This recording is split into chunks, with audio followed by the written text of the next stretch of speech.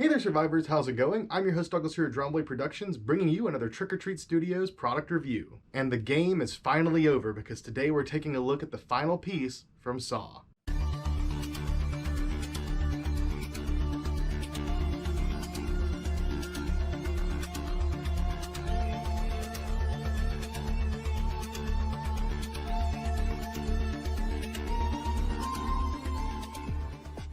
Today we're going to be continuing our journey taking a look at many different Trick or Treat Studios masks and products this season by taking a look at another piece from Saw, and in my opinion, this has to be one of the coolest pieces Trick or Treat Studios has to offer. Trick or Treat Studios has offered a pretty wide array of different Saw collectibles for many years now, ranging from masks, costumes, toys, new stuff, old stuff, and of course, dolls. And today, we're talking about a very special doll indeed. I'm happy to announce that today we're going to be taking a look at the Billy puppet from Saw. In a previous video, I mentioned that Saw has a ton of iconic imagery, whether it be the Jigsaw killer wearing the pig mask, or of course any of the traps. In particular, the bear trap of course is the most popular. But I think out of any piece of imagery in the Saw franchise, none is more iconic than the Billy puppet. Now, as far as being notable, I think that would have to go to any of the Saw posters. Some of the early films are pretty tame and pretty on the money with what you're getting yourself into, but some of the later movies, those posters just get really crazy. But one little character you don't see on the posters too often is Billy.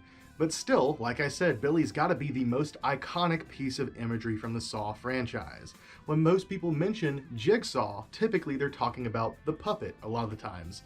And I feel like it mostly goes without saying, but personally, I would say that Billy is the most iconic piece of imagery in the entire franchise. The look of the doll itself is incredibly creepy. Hearing Tobin Bell's voice coming out of the doll is even creepier. And then, of course, you have that laugh. That iconic, terrifying laugh. With all of the context removed, this is a super creepy doll design, but with all the context present and how important Billy is to the franchise, it really makes it that much creepier and also just a little bit more interesting. I'm not going to go into the history here. If you're interested, you can watch the films, and I strongly recommend you do. But we're going to go ahead and talk about the design of what we have here overall. At a glance, overall, I think this thing looks pretty awesome and pretty spot on. Billy really is a pretty simple puppet, and I think that lends itself very well to being something that can be replicated as we see here. His white gloves paired with the full suit and his lovely little red shoes here means that it's pretty easy to put the body together for this. You don't have to worry about any crazy details sculpting wise or having any kind of flesh exposed or anything. So for the most part, the body underneath could look like whatever and it doesn't matter because he's going to be entirely clothed.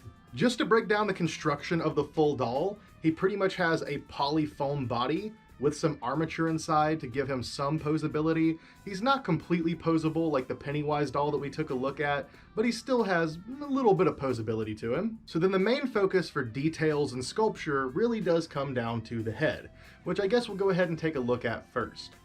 Overall, it's not a terrible sculpt, but personally, it does feel a little bit off. Just looking at the face, it looks a little off.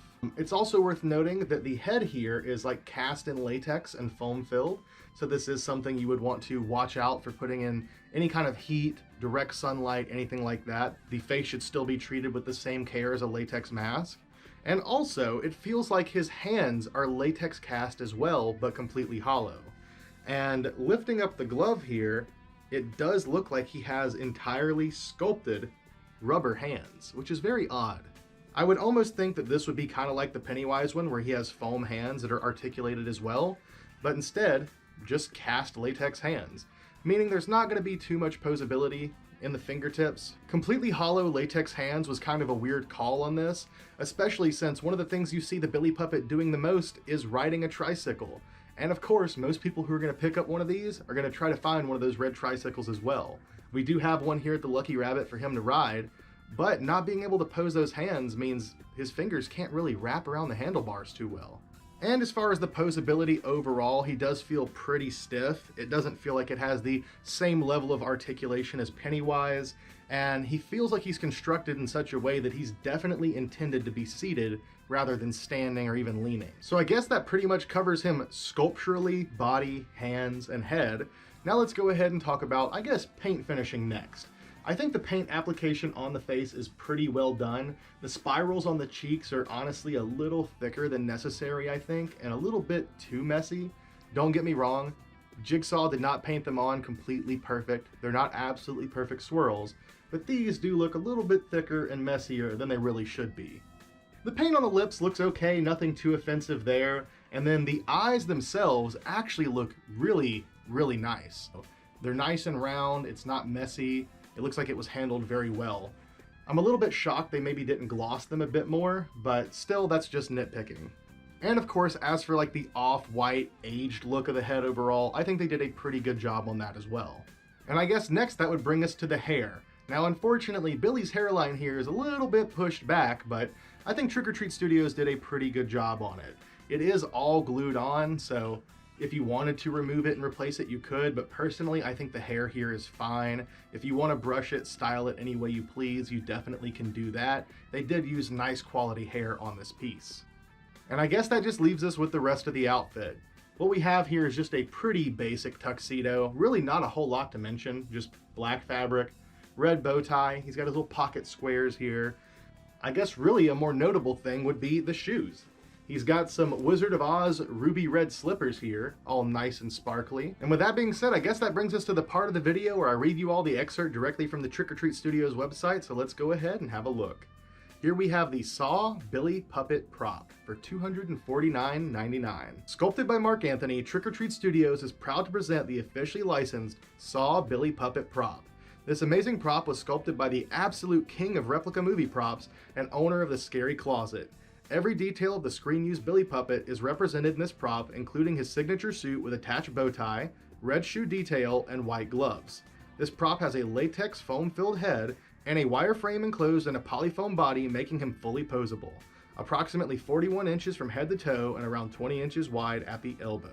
So there you have it. He is a little bit smaller than the Pennywise doll, and I believe this should be accurate to the real screen-used props. I also want to say weight-wise, he is far less heavy than Pennywise was. I would say maybe around a third the weight, just guessing. At the price point of $250, if you're just interested in a basic Billy Puppet Saw prop, I think that this guy definitely works fine. However, since producing this piece, Trick or Treat Studios has started offering a more deluxe version, which actually has sound and motion, and honestly, those look a lot better than this one. I do think that the price point being double the price of this one is actually worth it for the newer version. Don't get me wrong, I still think this one is cool, but it's definitely been eclipsed by the newer version Trick or Treat Studios has. But if you're interested in picking one of these up yourself, you can get them directly from Trick or Treat Studios or one of the many retailers that carries their products. And with that being said, I think that about does it for today's video. I love you all, thank you for watching, I hope you guys enjoyed today's video, stay tuned for some more coming very soon, and I'll see you all next time.